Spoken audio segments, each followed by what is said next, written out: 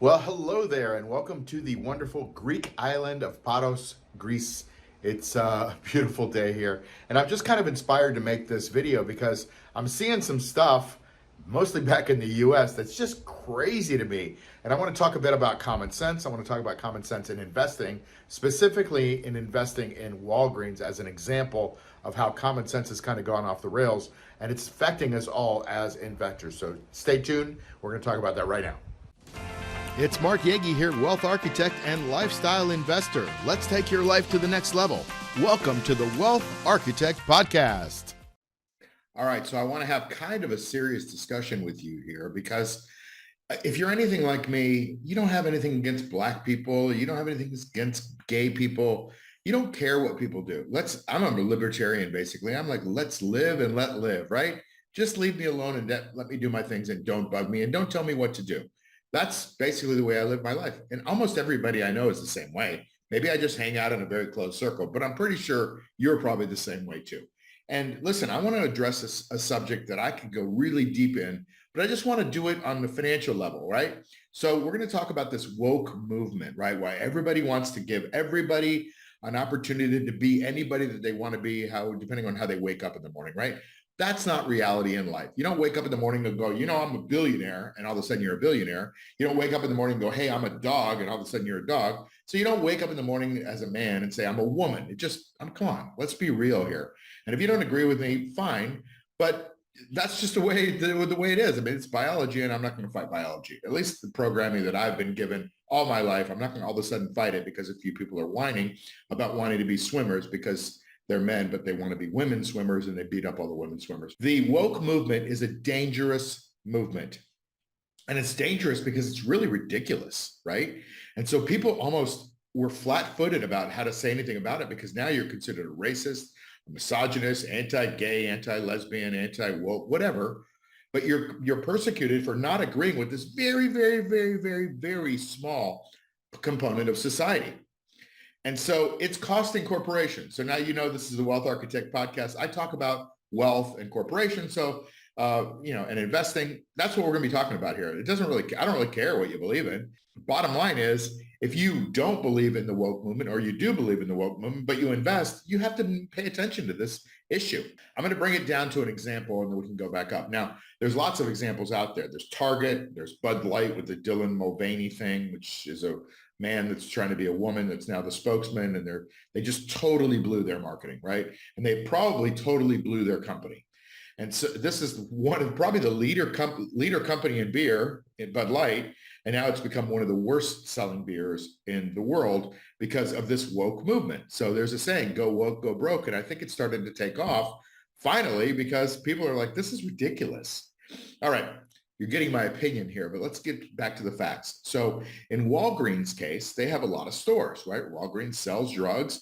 And, you would think that a drugstore and a pharmacy would be doing really well because we had people having to go to Walgreens to get shots over the last several years. We had Walgreens stores that were in business to help people get well, right? And those are the ones that were left open. You would think those are the ones that are thriving. But I'm going to show you a different picture on this chart in just a second. The issue is there are laws being passed in certain states. Now, if you're in a Democrat state and you vote a Democrat, you're part of this issue, right? Because you're voting for these people who are voting for policies that are running companies out of your state, okay? So take ownership of it and say, okay, I made a mistake, or I'm going to learn from it, or maybe I didn't, maybe you like it. But that's the issue that's addressing us here, okay? So in Walgreens' case, and in a lot of other stores' case in California, for example, they passed laws that said, under a certain threshold, I think it's like $1,000. If you've shoplifted for less than $1,000, we're not going to arrest you. It's fine, right? We're not going to try you. We're not going to put you in jail. We're going to let you out. Same thing is kind of going on in New York with this bail movement that they've had of a no bail thing.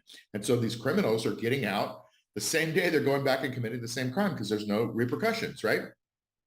And in Walgreens, I'm going to show you a video here in a second. And what you're looking at here is an actual theft taking place, right?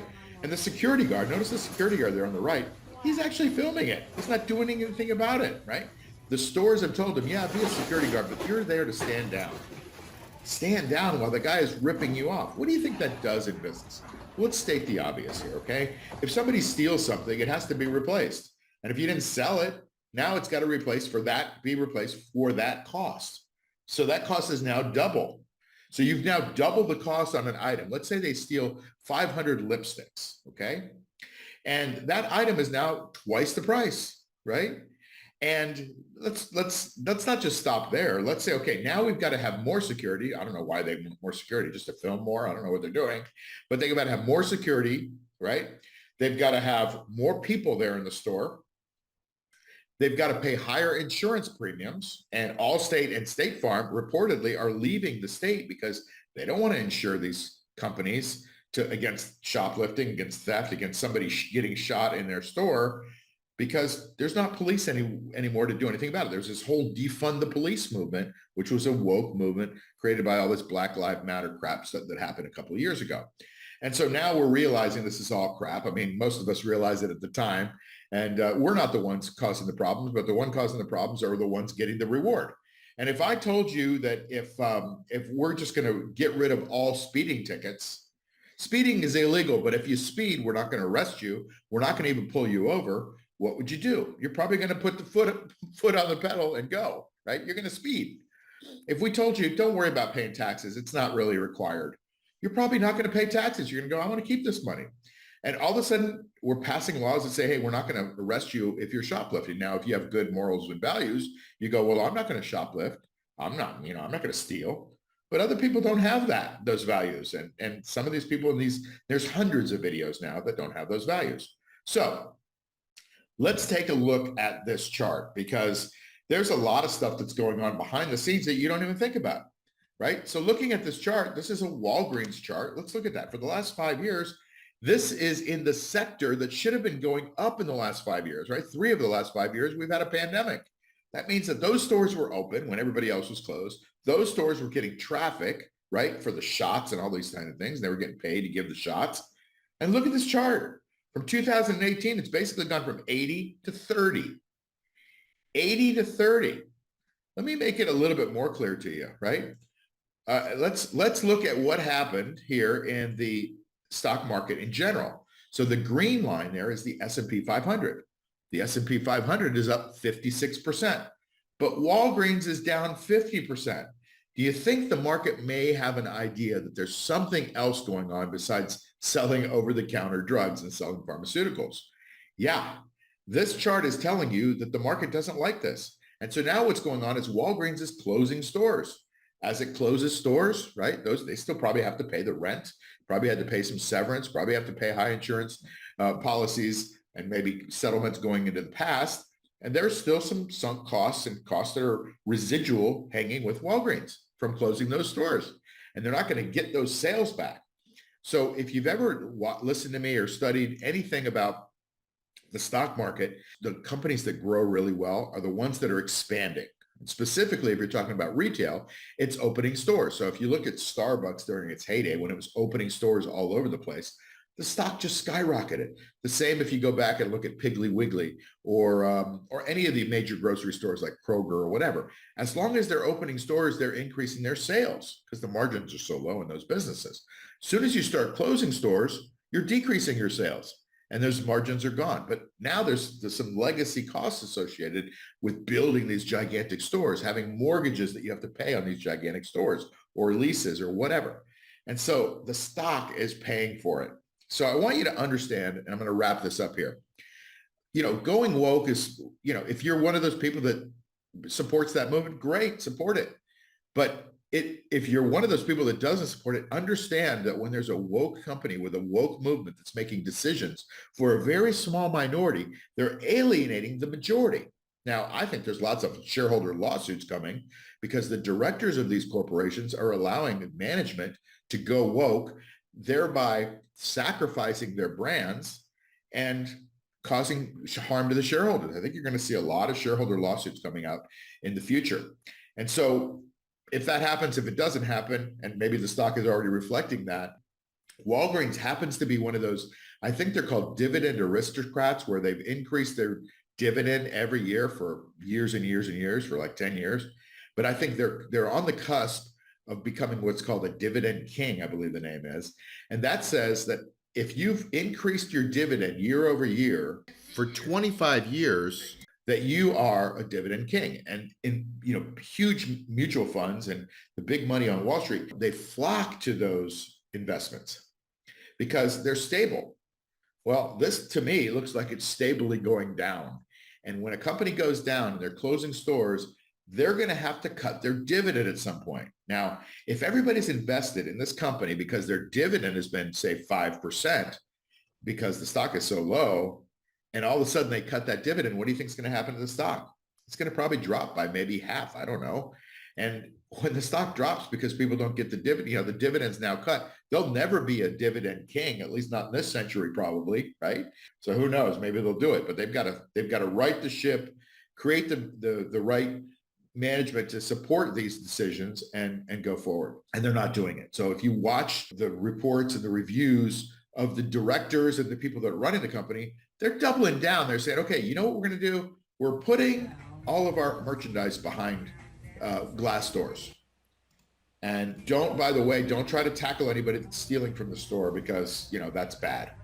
So they're encouraging this to happen more. Well, as long as they encourage it to happen more, you're going to see charts like this.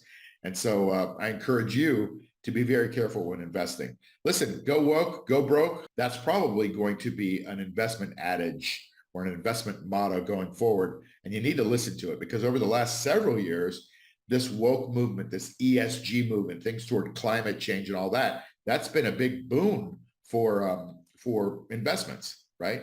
But I think that's starting to reverse now. And I think people are starting to have a little bit of common sense. And now we're voting with our pocketbooks.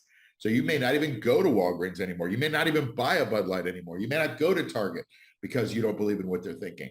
And you know what? It's been happening the other way for a long time. And I think what's happening now is going to affect the investment landscape. So that's what I have to say about that. And thanks for tuning in. If you like what we're saying here, hit the like, subscribe, and the notification bell so you can know when these videos come out. A lot of times I come out with some timely stock information and stock tips and things like that. Sometimes I just talk about an issue like this, but I sure appreciate your being here, and I wish you a wonderful day. Thanks. Bye. Hey, it's Mark Yegge, author of this book on covered calls, here to tell you about my cash flow machine trading program that's designed to show you how I make safe, reliable income. Now, I shoot for 2 to 4% a month of income in my portfolio, and we have courses to teach you how to do this yourself or inside a mastermind community. And the best part of it is that it only takes me about 20 minutes a week, maybe to an hour to implement. Now, while 2 to 4% a month may not sound like much, I show you exactly how I took my IRA from $111,000 to over $700,000 in just 23 months without huge risk. Yes, I got a little lucky, I gotta say, but I'm not telling you this to brag, just to show you that you could do this too. So to learn more about this program, go to cashflowmachine.io, or better yet, go to this link to get access to videos and masterclasses that explain the entire process, the risks, and rewards even more. See you there.